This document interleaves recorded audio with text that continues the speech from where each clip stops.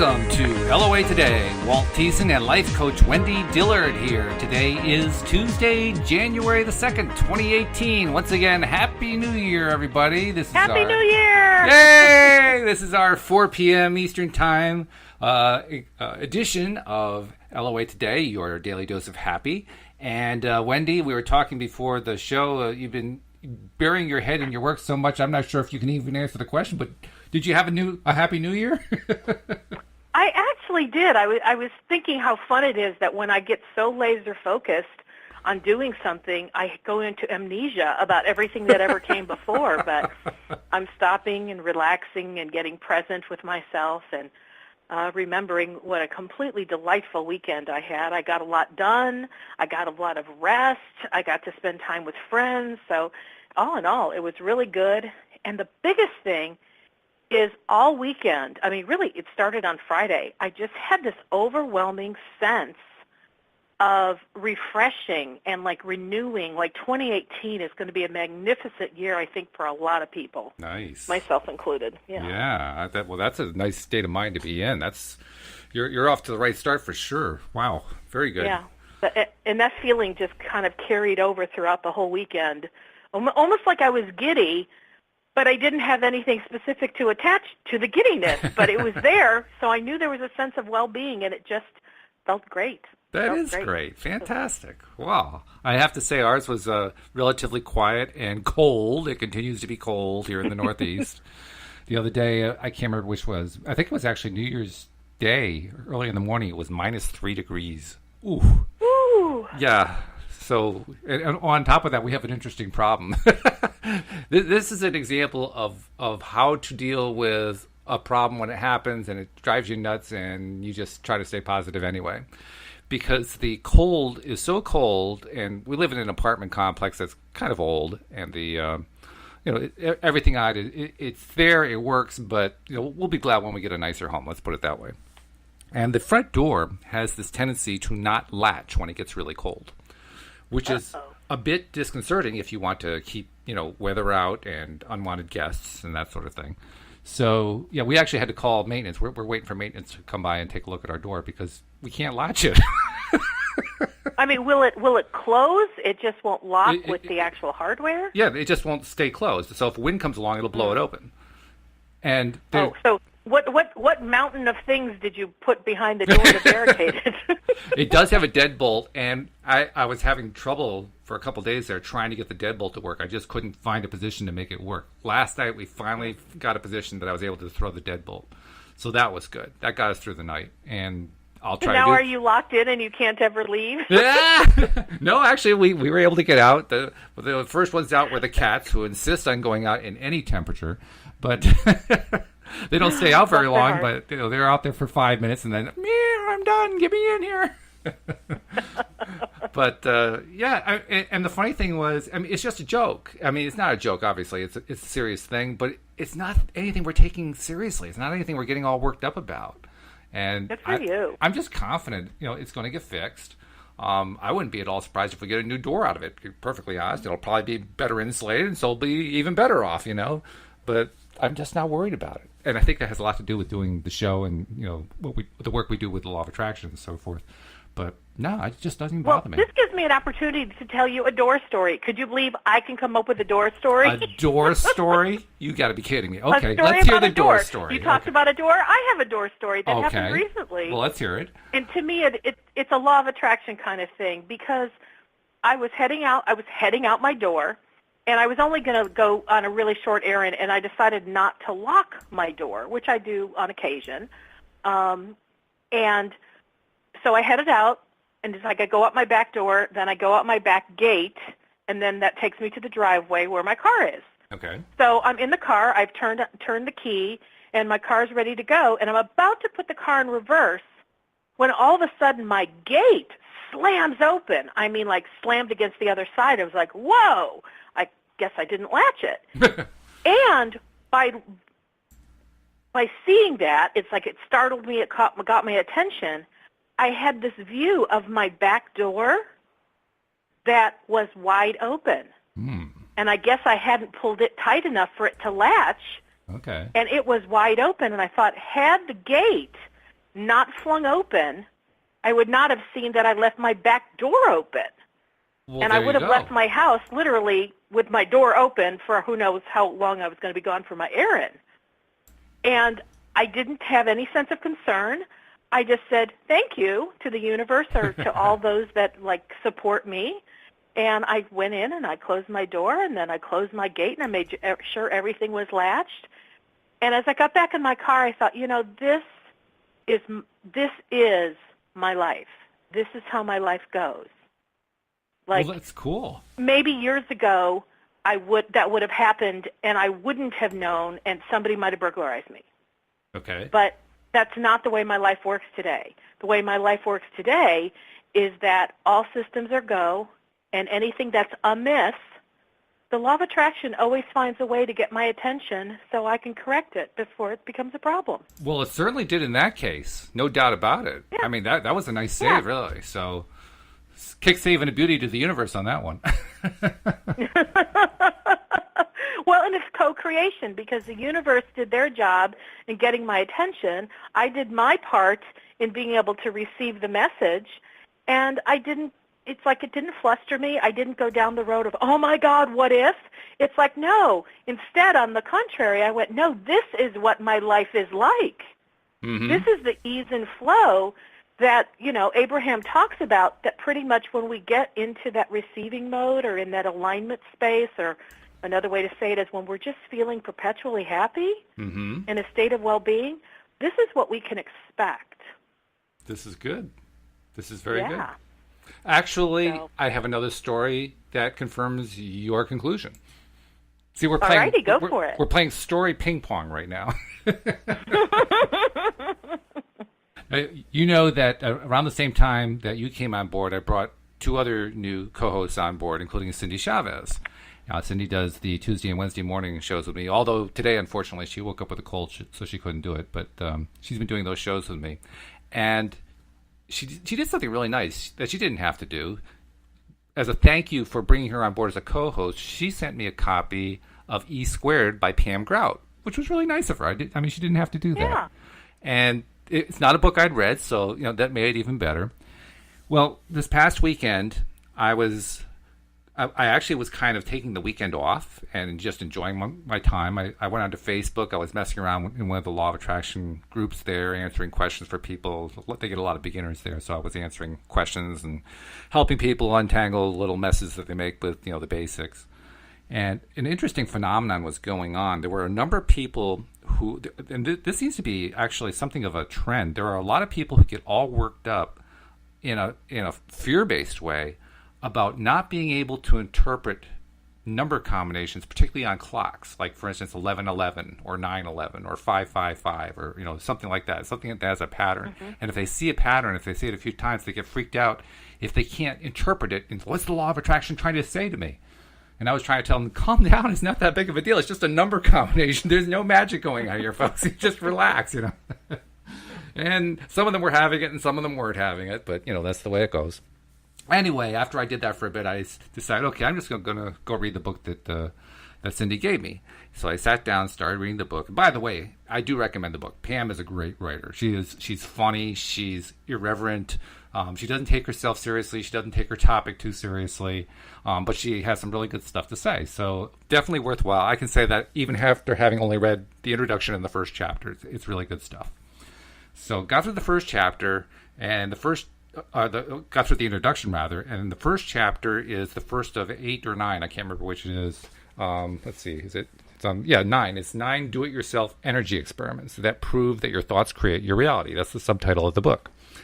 So the first I like that. Yeah. So the first one was a really basic, just kind of let's go for it. And the essence of it is this: you're going to do an experiment where you put out to the universe, okay, universe or God, or she calls it field of potentiality, but whatever you want to call it. I want you to prove that you exist. And I want you to send me what she calls a blessing, some sort of unexpected gift or some sort of unexpected thing that shows up in your life. And it all has to happen within 48 hours. In addition to this, you cannot specify what the gift is going to be. That's up to the universe. The universe gets to decide what the blessing is going to be. You just have to put out there it's going to happen. You have to record that it's going to happen, record when it does happen. And she actually wants you to treat it like a scientific study. She has like a little sheet to fill out, the time and date, and here's what you're putting out there, and here's what you're recording about the data and all that kind of stuff. So I can't honestly say I printed out the page and wrote all the stuff down. I was feeling kind of lazy. I mean, it was the weekend of New Year's Eve. I didn't really feel like doing all the work.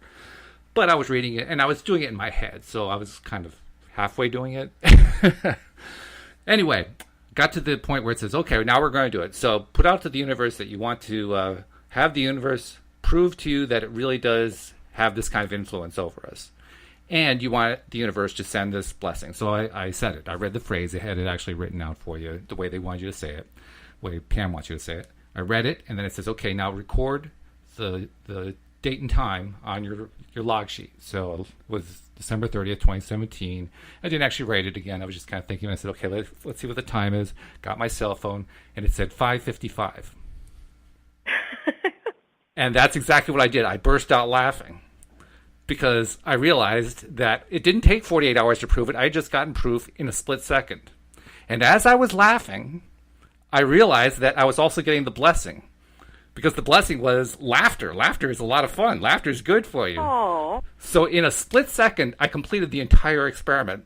And that alone made me laugh. I was laughing so hard, Wendy, I practically fell on the floor. And, I know between Friday's show when you were, actually it was another day's show when you were talking about reading the Facebook stuff and seeing, people talk about 111, 555, 333 and all this stuff. Yep. I know you've been focusing on that. Yeah, oh yeah. And then, of course, not planning again, to, and you're talking about it now. So that was so prominent in your energetic field. Oh, yeah. that was an easy thing for Law of Attraction to pull down and go, oh, well, we'll just do this one for him. Boy, that's simple. and it was proof that the universe does like speed because the entire experiment took approximately 1/10 of 1 second. I mean, it was bang done. Wow. Wow. I couldn't believe it. One of the things I love in what I've heard Abraham talk about more recently is that there is almost no time gap when you think a thought and you have zero resistance. Right. Yep. I proved that for sure. What I think I could pretty much safely say in your case is you thought the whole 111-555-333 was just kind of like a fun little silly thing that right. people were focusing on, but you personally had no investment in it. No, not at all. And so because you had no investment, you therefore also had no resistance. So exactly. It was just up in your awareness. Right. And because it was in your awareness, that made that such an easy thing when you put out the intention, hey, I want some kind of blessing so I could have evidence or proof that Law of Attraction works. So, to me, that's also evidence of when you have a thought that you're focused on and there's zero resistance, it comes to you almost instantaneously. Yeah, absolutely. Now, the one thing I do want to know the answer to, and I doubt that I'll get the answer, but I'll put it out there anyway. How did the universe manage to time it to get me to do the reading at the pace I needed so that at the moment I would pick up my cell phone, it would show me 5:55? That's the part I can't possibly imagine. How did it do that? Well, I have a comment for it, but I don't know that it's an answer. Okay.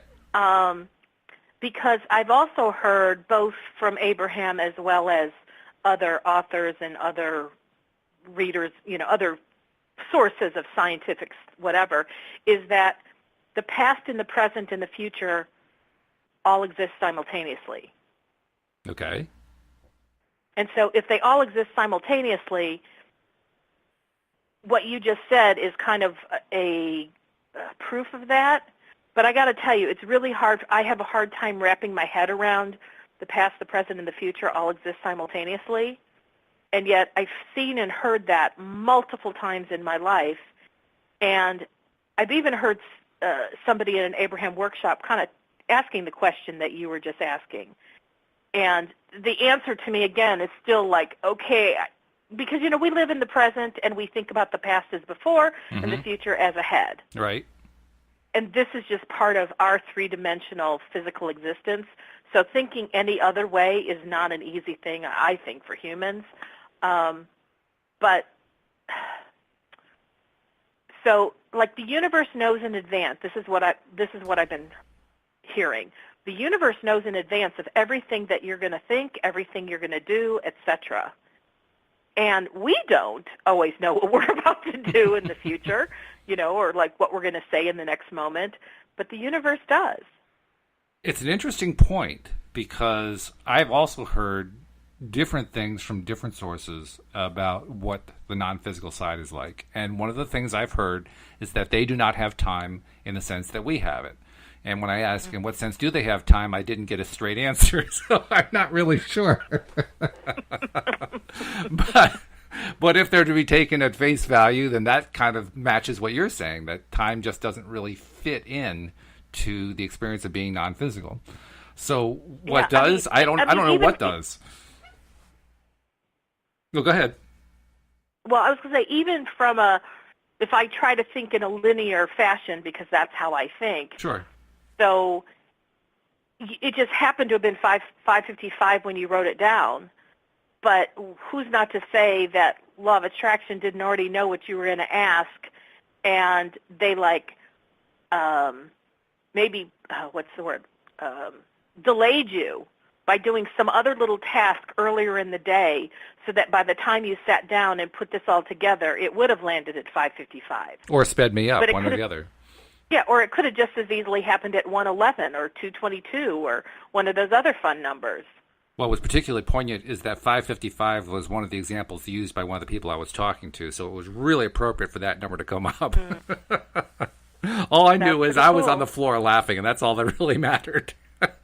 Well, in the day we were talking about this, I told you that my number that shows up all the time is 1014, representing October 14th, my birthday. Right. And I said I probably see 1014 on a digital clock at least 5+ times a week. And, we finished our show, and sure enough, that night I saw 1014, and I just laughed out loud. I didn't see it at 1013. I didn't see it at 1015, not 1017. It was 1014. I'm like, it happens so constantly that there's just something, it's kind of magical, and yet I still hear Abraham saying it's so child's play. It's like so child's play compared to the things that they can do. But I think they know us humans, we like those child's play thing because to us we think it's a big phenomenon. And they're like, are you kidding? We're the ones who keep all the planets aligned and not hitting each other, and the sun comes up every day, and you're going, oh, look, the digital clock says 5:55, and we get excited. Well, for me, it wasn't getting excited. It was the time. It was the bang, bang of here's the time as the proof, and then here's your laughter as your blessing. And once I got that second part, the laughter as the blessing, that just tripled the laughter. From that point, I was laughing out of control. You know that kind of feeling where you're just rolling in the aisles? Oh, how... That was the feeling. Yeah, it was wonderful. That's a real blessing when you have that huge. kind of laughter. Yeah, I mean, it was a belly laugh and a half. It was great. And it cleared out who knows how much, but I felt great afterward. I mean, I was telling Louise about it. I was bouncing around the house like, oh, wow, this is great. And like you said, I don't really care about 5:55. I just thought the whole sequence was wonderful. It is wonderful. Well, and that really speaks to synchronicity. It does, yes. And synchronicity is like one of my favorite words, and I see that happen so often. And to me, that's the story of the door. Mm-hmm. My gate swinging open so I could see that my door was wide open. Right. That was like perfect synchronicity. Yeah. And I love that.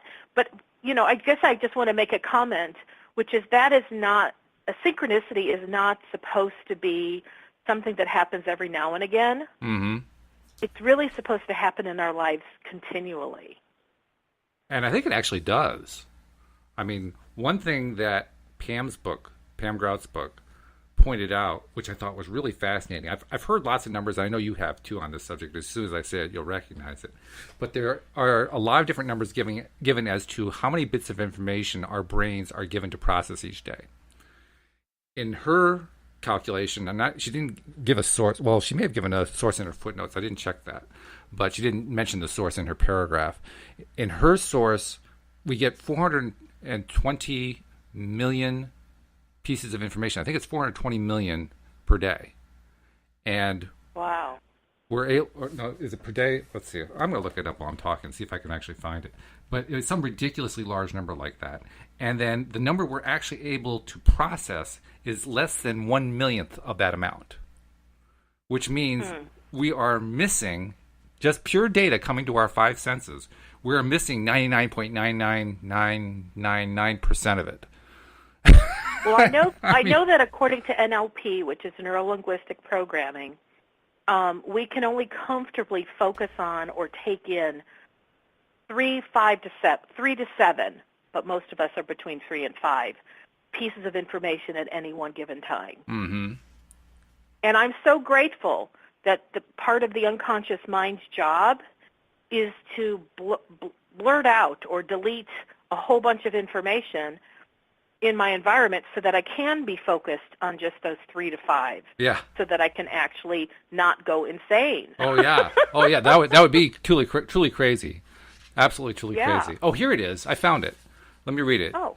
I don't see any footnote marks, so it'd be interesting to contact her and find out what the source is for this. But she says, scientists now know the brain receives, I got it wrong, 400 billion bits of information each second.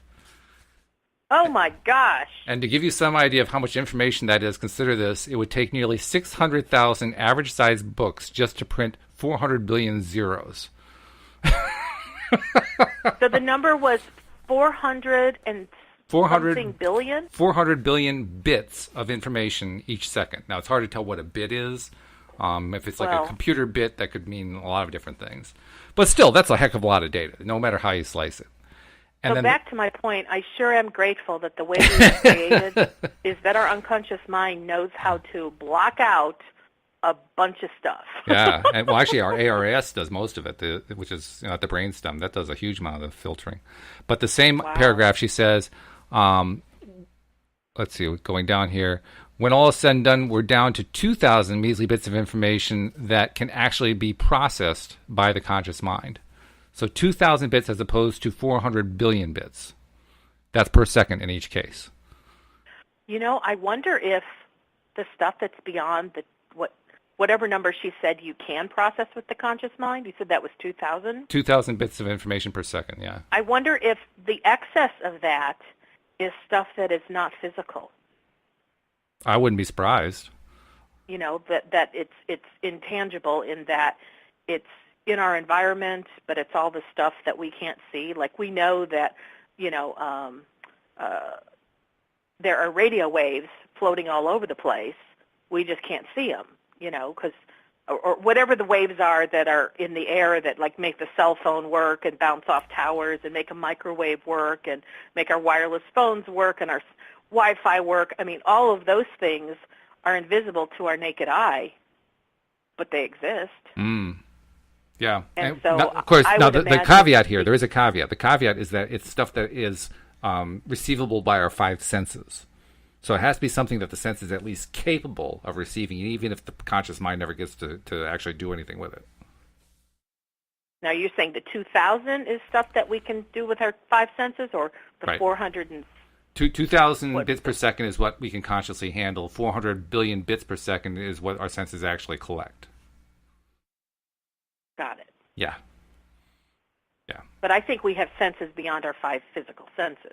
Which would be even more interesting to try to measure that. This, according to her, what scientists have found. And again, I'd like to know what her source is, because those are fascinating numbers, no matter how you look at it. But the point is still valid, even if the numbers aren't accurate, because certainly there's a whole bunch of information we are receiving on a regular basis that if we were to try to process it, if we didn't have that ARAS system, that ascending reticular activation system, I think is what the full name is. It's a little piece of brain at the brainstem. If it weren't for that, we would all be autistic, because that's what autism is. Autism is the inability to filter all that stuff. Yeah. Well, the number that I think is the most fascinating is the number that our listeners can call us at. That's a good one. I like that. They can call us at 860-264-5432. And if you didn't memorize that right now, that's okay, because you can go to loatoday.net, and that phone number is listed, because we would love for people to start calling in and dialoguing with Walt and I. Because, we're pretty smart folks, but I know that there's a whole lot more intelligence going on with all sorts of other people that could add to these conversations and make them really fun and bouncy and juicy. Absolutely. Oh, no doubt about it. And the fact is that we don't get the overwhelming majority of people, and by overwhelming, I said this morning, and it's really true, I checked it, 99.99% of our listeners listen after the podcast has been broadcast. They listen to the recording. We only have single digits currently listening to the actual broadcast, but that we're hoping to increase. So that's why we put the number out there. That if you're wondering why we haven't gotten a whole lot of calls, that's why. The sheer numbers of the thing haven't swung around in our favor yet.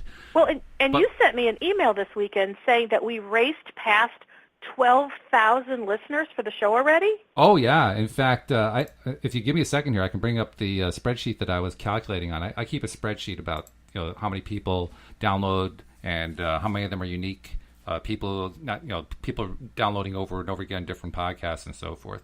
And what we had was a 53% increase in downloads compared to November. We had 4,113 for December, 2,686 for November, and that 4113 is 34% of the entire total we've had since November 2016.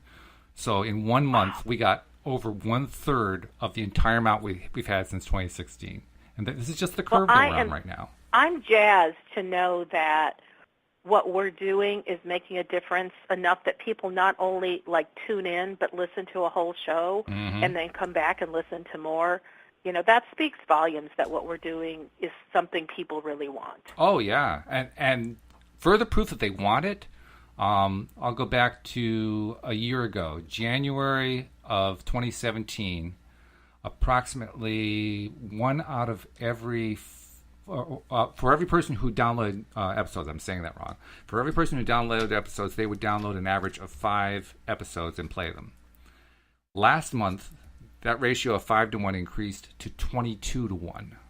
So, on average, every person who downloaded episodes and played the episodes did so 22 separate episodes during the month of December. That is incredible. Yay. Yay, yay. And then to further make it more interesting and more exciting, I've been checking. You never really know directly when somebody starts playing an episode whether they've played the whole thing. There's no way to actually track during an episode, are they still listening, are they still listening, are they still listening? Unless you have a major platform that's capable of doing that. We use Spreaker, and Spreaker can do that to a certain extent, but it's still not 100% perfect. But what I am able to do is I'm able to compare the file sizes with how much bandwidth gets used. And if I do that, if I take the total amount of bandwidth used for the website, which is almost always going to be the MP3 files, the audio files, because they're by far the largest files that anyone downloads. Web pages are tiny by comparison. If I take that amount and then divide into it the number of download attempts, what I end up concluding, and there's like a little calculation I have to do, roughly 90.1% of the podcast on average gets played, just based on the amount of download that gets done. So people are listening to the full podcast in most cases. That's incredible. Thank you, listeners. Yeah. Thank you. The only place where we're not absolutely knocking it out of the park, and we're still growing, it was a 9% growth rate, was the number of unique listeners. So that's why we keep putting out there that we want you to share it with your friends, especially anybody who who has an interest in the law of attraction, because they're going to be the ones who are more interested in this, in the early stages anyway. Even if it's just one or two people, just share what you're listening to with them, because we want to expand the number of people, unique individuals who are catching the show. And if we can do that on a regular basis, this thing's going to just keep growing and growing, and we're going to be enabled to just keep putting out more and more and more daily doses of happy every single day. Yep.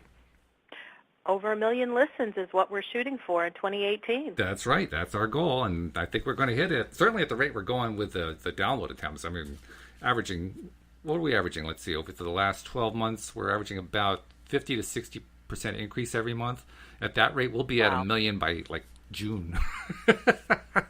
Wow. That reminds me of, what's that story where if somebody, if you're looking at 18 holes of golf and someone gives you a penny every time you do another hole, and, it's like the first one you have 1 penny, on the second you double it, hole yeah. you have 2.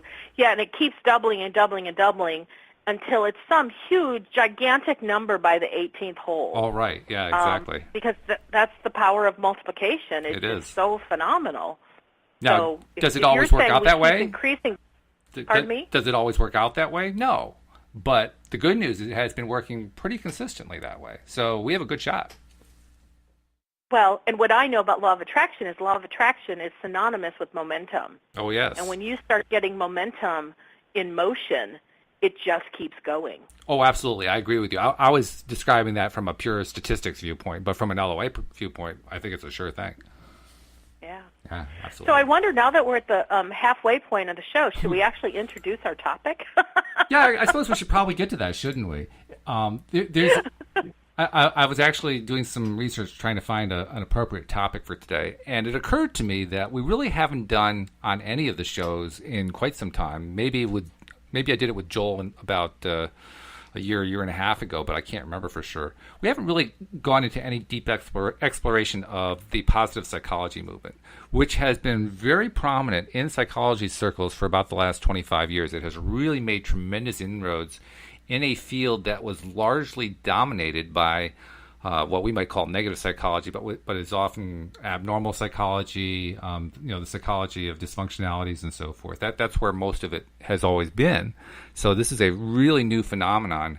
And the typical psychologist who embraces the positive psychology side, in most cases, does not identify themselves as a law of attraction practitioner. However, what they talk about mirrors LOA so consistently that I've always been fascinated by what they're finding and what they're validating, because a lot of their validations end up validating the law of attraction, and that's what I like about it. So with that spirit of idea in mind, I just want to introduce some of the players that are involved. A lot of it started with a psychologist at the University of Pennsylvania named Martin Seligman, who for the longest time, starting back in the 1960s, did a lot of research on the abnormal psych side. And he was actually the author of a rather pivotal book called Learned Helplessness, in which he did a whole bunch of studies with dogs, I believe it was, demonstrating how you can actually train someone to be helpless, train animals, human beings, whatever, to believe that they have no hope of ever getting out of scenario X. And so they just become self-chained, so to speak. And I really hated it because it wasn't positive. But, I kind of gave up on him too soon, because in 1995 he switched gears and he was one of the original founders of the positive psychology movement. Now, toward that end, he was also joined by a number of researchers at Harvard University, one of whom was named Dr. Tal Ben-Shahar. And Dr. Ben-Shahar had a research assistant named Sean Aker, who you and I both know of, the author of The Happiness Advantage. And the two together started a course. It was the first course offered at Harvard University in positive psychology. It was Positive Psych number 1501. And when they first offered the course, they weren't really sure anyone was going to sign up for it because the field was so new. To their amazement, the first day of the first class, a super large auditorium was jammed to the rafters. It was the most popular course ever offered at Harvard University. Wow, that is a cool thing to know. It's very cool. And what's really even more amazing is that if you've ever heard Dr. Ben-Shahar, he is a horrible lecturer. He is the most boring human being on the face of the earth. But the subject matter was so good. And students at Harvard especially, they put themselves under such tremendous pressure. They needed to figure out how to get their own psychologies under control, and that's why they were signing up in droves. They literally had to turn people away. Can you imagine that? Oh. Mm-mm. I mean, it's mind-blowing. But it kind of makes sense when you consider how many people there are who just desperately need positivity. It's one of the reasons we do our podcast. But there is so much emphasis on the other side. It's almost like throwing a life preserver, and all of a sudden, 1,000 people start swimming toward the life preserver. Craziness. So anyway, Dr. Thomas Ben-Shahar put out an article. And he puts out a lot of articles, but this one was published on December 31st this year, or last year actually. And in this article, he cited a study that was done by one of his colleagues. He's no longer at Harvard. He taught at Harvard for a number of years. He's now out doing his own thing and working with corporations and various stuff. But one of his colleagues is still there. Her name is Dr. Ellen Langer. And Dr. Langer, I think I mentioned her to you previously. She's the one who authored the study about the elderly men who were kept in one location for a week and taught and told to behave like it was 20 years earlier, and they had pictures of Eisenhower on the wall. Did I tell you about that study? Yes, you did. You did. That was her. Anyway, she has since done another study which had some very interesting findings. I thought I'd mention them and give us something to talk about here. Let's see if I can go to the article. It says, in an experiment conducted by Ellen Langer, and this is by Dr.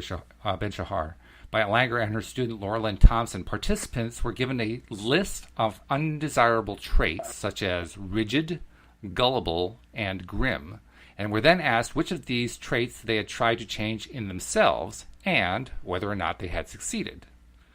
Sometime later, they were asked to evaluate the importance of other traits such as consistency, trust, and seriousness.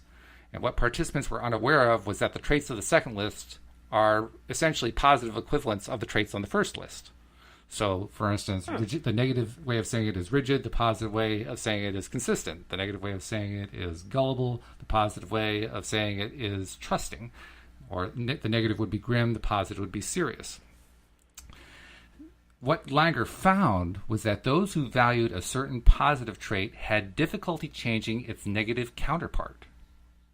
So those who valued consistency, for example, had difficulty becoming less rigid, because deep down, subconsciously, they feared it would mean becoming less consistent.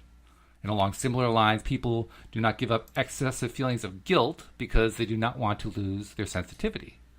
They continue to worry out of proportion to the situations they are dealing with because they fear that not worrying will mean not being responsible. I thought that was really interesting in light of many of the problems that people have applying the law of attraction. Because certainly a lot of people get hung up on different areas of resistance, and many of those areas of resistance seem to be very much related to things like guilt.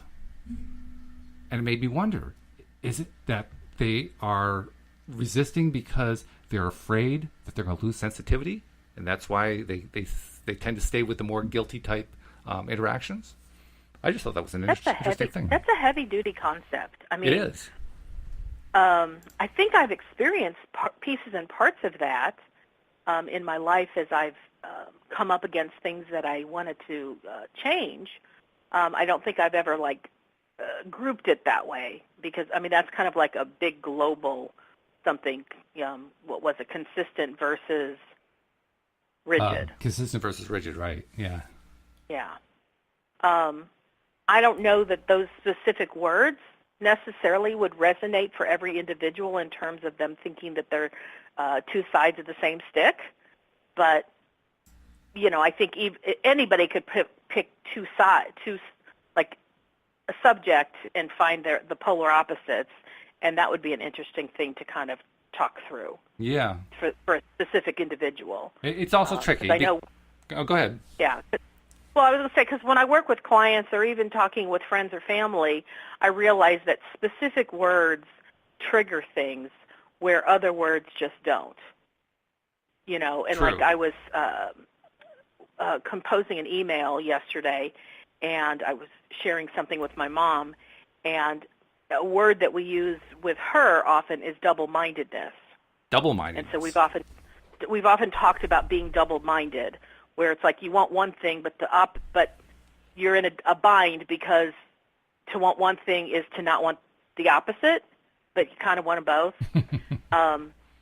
But for me, second guessing was kind of the word that worked for me because I know I talked on the show the other day how I found myself oftentimes I would feel like I really got an intuitive impulse to act on something. But then I would second guess, did I really hear that? Was that really the guidance that I got? Did I make that up? and I would second guess it. Mm. Well, in my mom's world, it would be called double-mindedness, but in my world, it was called second guessing. Mm-hmm. But I think for the two of us, it really kind of meant the same thing. Okay. Yeah. And so I just think when it comes to doing a study like this, certain words don't always trigger the same meaning.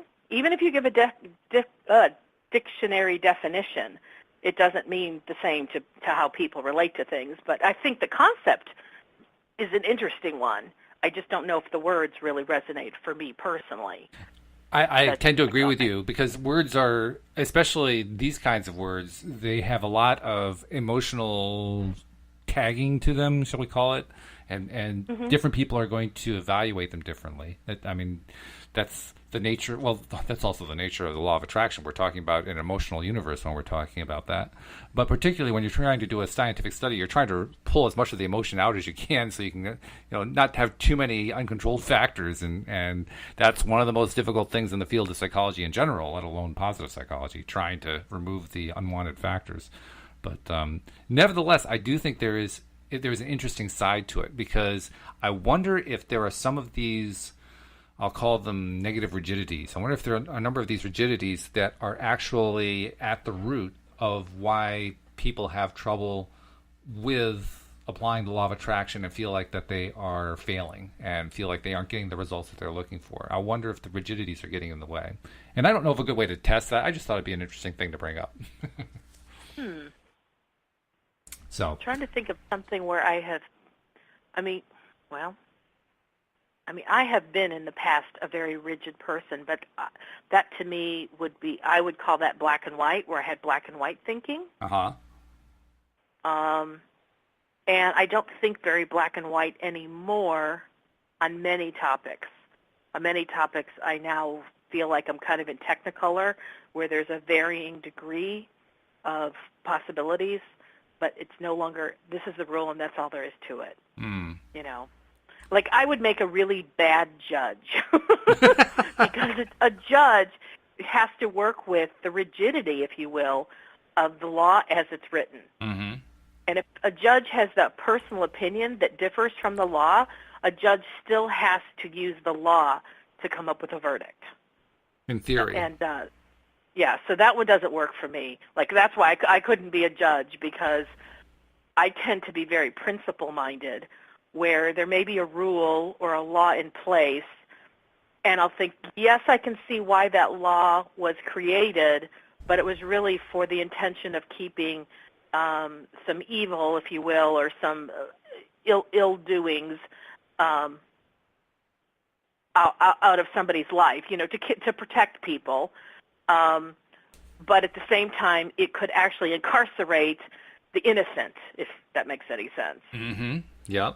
I mean, it starts to get a little bit messy in terms of Abraham Hicks' teaching, because Abraham Hicks teaches that there's really not so much a thing as good and evil, that's more of preferred and not preferred. So it starts to get really messy in the field of law. But I think your point is clear enough. Certainly that kind of thing can happen very easily. And of course, what's preferred for one is not preferred for another. Absolutely, yeah. So. That's what makes it really tricky. I would say that I think there are very, very few judges who are able to remove emotion from their verdicts. I mean, there are some cases that are relatively clear-cut, so they don't really have to impose their own belief system on it. It's like, okay, yeah, we have 15 witnesses watching this guy rob the bank. I think he probably robbed the bank. not too difficult. But there are others that tend to get more out on the further reaches of human rights and so forth, and those are the ones where I think if you look at what actually gets decided, you find large ranges of opinions issued in courts, and the opinions are directly driven by not just their emotions but also by their sense of principles. Like yours are also driven by your sense of principles. So you'd probably be a better judge than you think, but I think it serves you well that you recognize the weakness. Let's put it that way. Well, I've had this idea for a very long time, and I would love for somebody who's a lawmaker to actually put this into place. I think every law should have a 10-year expiration.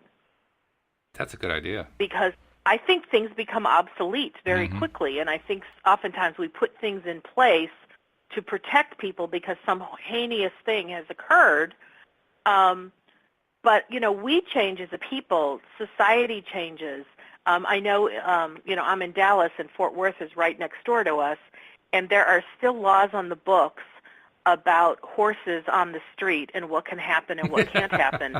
Like you can't hook up your horse to in front of some kind of a facility or whatever. Yeah. And I'm like, those laws were done sometime in the 1800s. Right. And I'm thinking, see, those laws should have fallen off the books, but instead they're taking up digital space now and probably paper space, before, just keeping them on the books. But they are amusing. I mean, there's a book actually that I've seen on that topic, and my favorite example from that book was a law, I believe, from Nebraska, and at the time of the publication of the book, it was still on the books. And the law was that if you are driving they didn't call it an automobile. What did they call it? What was like one of the early terms for a car, and I can't think what it was. Your motor buggy? Your motor car. Yeah, I think it was motor car. If you're driving your motor car on a public road, and you come upon a horse-drawn buggy or cart or some other horse-drawn vehicle coming in the opposite direction, you are to stop your vehicle, disassemble it, pull all the parts off the road, allow the horse and buggy to pass you, reassemble your car, and then drive on.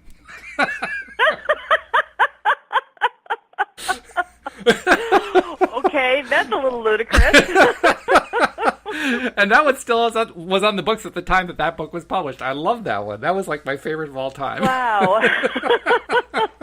Yeah, and my thought is, if you want to keep a law, then somebody needs to revote to keep it on the books. Otherwise, it should just go away. It's an interesting And then you concept. never have to look at it and go, is this obsolete or not obsolete? I love the motivation behind it. I'm also sad to say, and this actually ties into something I should bring up about myself. I have training as a political scientist. My bachelor's degree was in political science.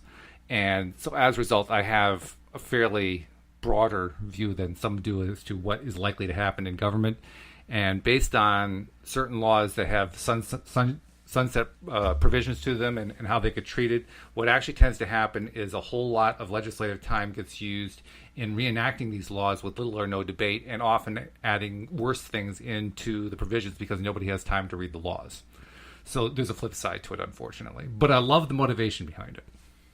But see, if they automatically became obsolete after 10 years, then you don't waste any time in debating it or thinking about it. It's just gone. Oh, no, but that's not what happens. The leaders want to keep the laws, and they'll take advantage of the fact that because there's not enough time to debate it, they'll throw more stuff in and they'll reintroduce it and get it passed. So, for instance... Well, I know that's talking about what is. I'm talking about what I'd like it to be. Oh, I understand. I'm just saying I love the idea behind it. I just know practically because of the way our legislatures tend to work, it probably would backfire, but I still love the motivation. And it wouldn't have to be 10 years. It could be 15. It could be 20. It was an arbitrary number. But the idea is I just don't think we should have so many laws, period. Have you ever noticed that new laws get enacted after some tragedy has occurred? Oh, in large numbers, yeah. Well, not just whenever... So often it's a knee-jerk reaction to a one-time something because there's so much fear that one-time something could happen multiple times in the future.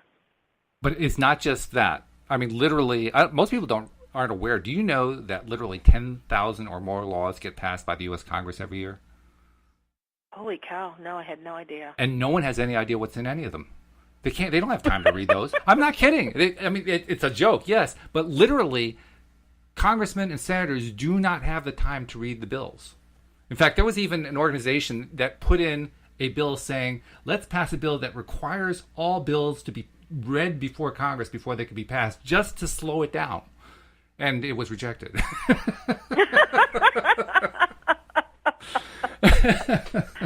Yeah, I have yet to understand how you can put in bills or laws into other bills or laws that have nothing to do with each other.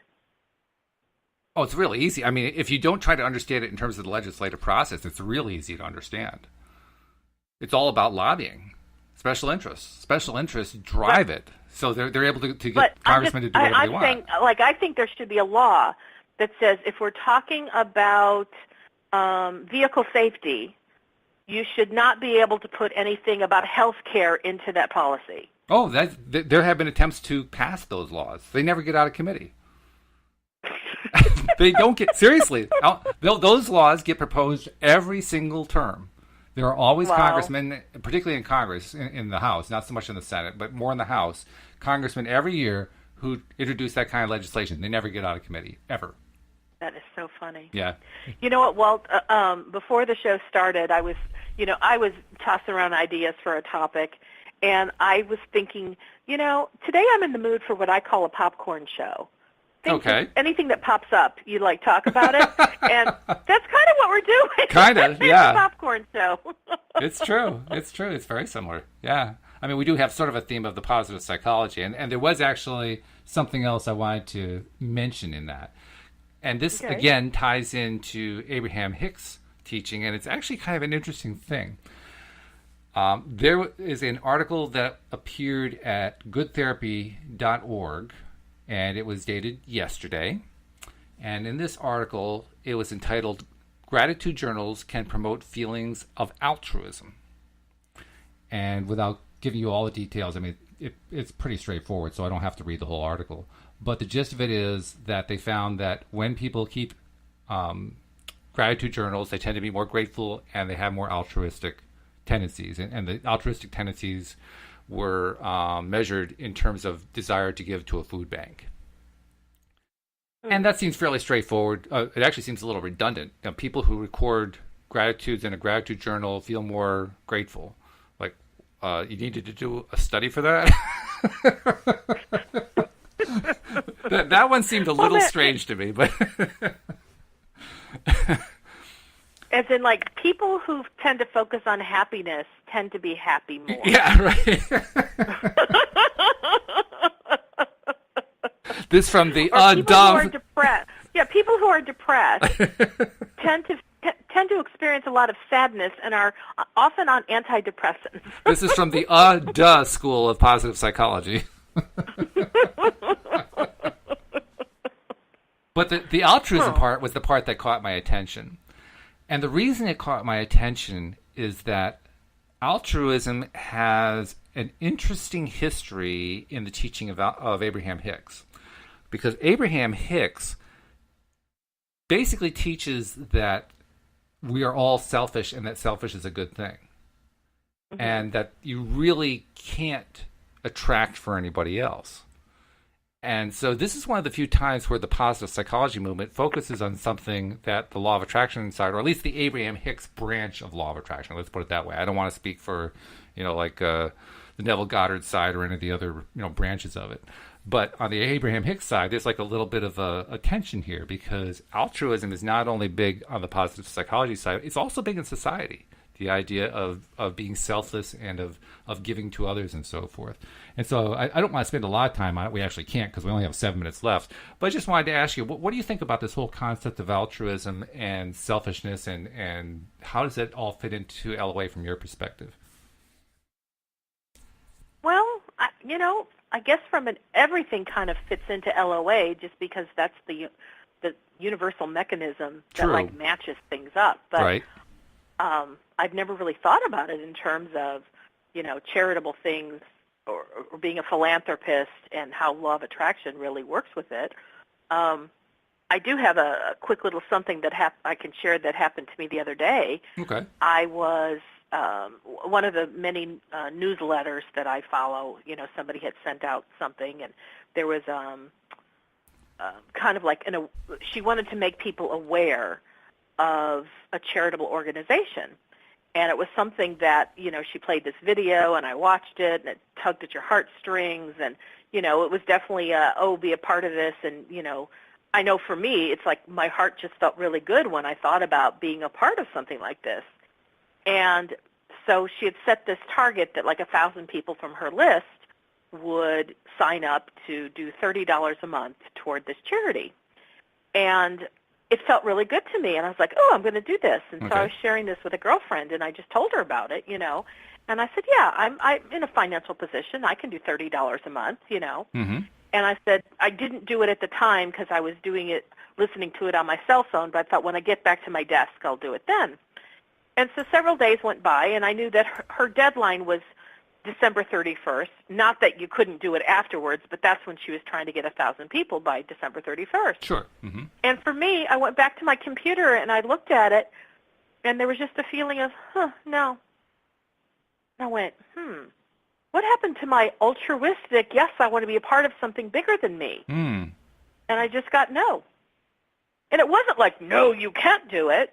But, part of my personal practice is I always ask my inner being, like, would doing this be for my highest and best good, or would doing this, actually work for me in a positive way?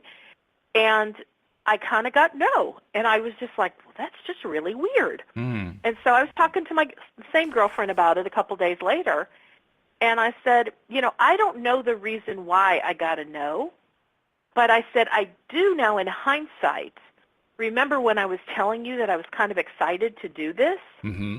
That there was just a little teeny feeling within me that felt like, no, don't do that. And she said, really? And I said, yeah. And I said, I know that I can be swept away very easily, especially if there's a visual component.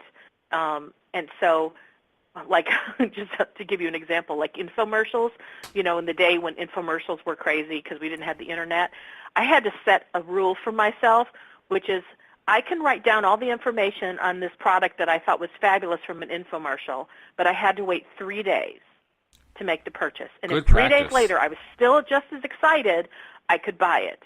But if I wasn't, then it was really just something where I got hyped up because of their salesmanship. Mm-hmm. Yep. And so I kind of sensed that this was in that same category. I kind of got hyped up to be altruistic and to be part of this charity, even though I still think it's a fabulous charity.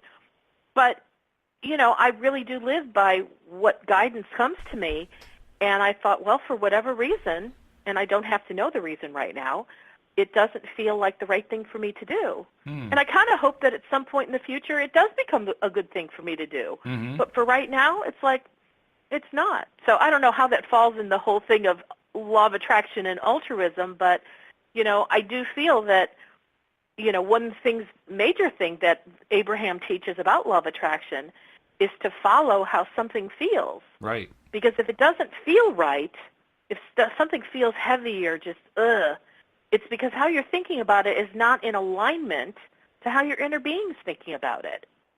But if Absolutely. you do something, do it when you're in a space of alignment. And I'm even thinking for me, maybe all it is I'm not in alignment to this gift yet. But once I do, then it'll be something I can do. Maybe that's what it'll be, too. I also have another thought, but we only have about a minute and a quarter left, so I probably won't try to do the whole thought.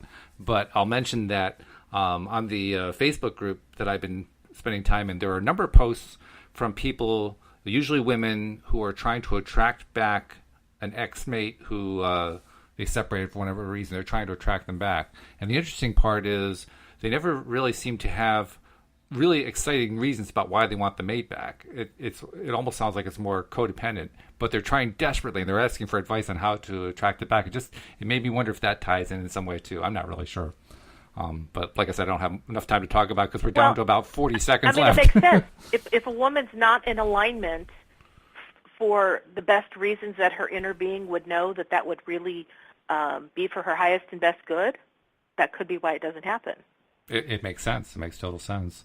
I do want to make sure we get in. If you have not yet subscribed to the podcast, we are trying to up that number, the number of unique listeners to the podcast. We're trying to make that one raise higher than it's been raising. It's been doing well, but not as well as how many people are actually, how many downloads are actually being listened to. That's going crazy. We just got to get the other side. So please subscribe by going to loatoday.net. On your iPhone, go to the iTunes store or to your podcast software, search on LOA Today, or on your Android phone, again, go to Google Play, search for LOA Today. And Wendy, if somebody wants a private session, how do they reach you?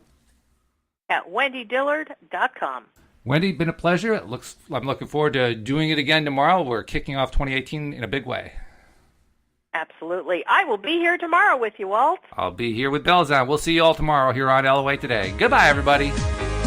Bye-bye now.